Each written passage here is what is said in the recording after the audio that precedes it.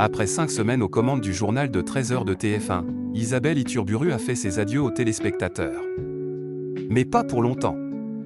Après une parenthèse estivale, la journaliste repart en mission, direction l'étranger pour un événement sportif important. Vendredi 15 août, Isabelle Iturburu a fermé une parenthèse inédite dans sa carrière. Aux commandes du JT de 13h depuis le début du mois de juillet, la journaliste a présenté son dernier journal, rendant l'antenne à Marie-Sophie Lacaro, de retour à son poste. Pour marquer la fin de cette aventure, la compagne de Maxime Nucci a tenu à adresser un mot de gratitude à son public. « Je voulais vous dire merci pour votre accueil. J'étais ravi de passer une partie de l'été avec vous et avec la formidable équipe du 13h. » À peine sortie du plateau du 13h, l'animatrice a pris quelques jours pour souffler.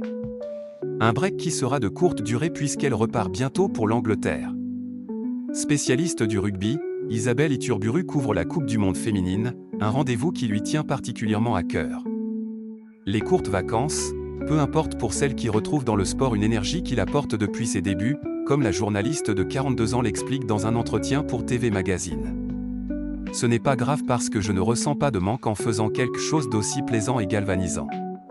Je suis très contente de souffler quelques jours mais en vrai, j'ai autant envie d'aller me reposer que j'ai envie que ça continue.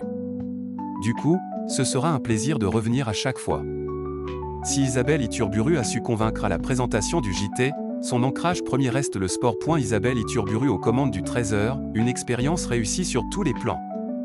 Isabelle Iturburu prouve qu'elle est à l'aise dans tous les domaines. Et les téléspectateurs adhèrent. À la présentation du JT, la journaliste, figure du rugby et du divertissement sur Canal+, n'était pas attendue sur ce terrain plus codifié et exigeant. Pourtant, sa rigueur, sa simplicité et son dynamisme ont convaincu le public. La star du petit écran reconnaît tout de même avoir dû s'adapter au rythme très intense d'une rédaction qui vit à 100 à l'heure. C'est très chronophage, on se voit beaucoup, et on partage vraiment le quotidien ensemble, confie-t-elle à nos confrères. Sa polyvalence renforce sa place à TF1 et son statut de figure incontournable du paysage audiovisuel français. Une carrière qui ne fait que commencer.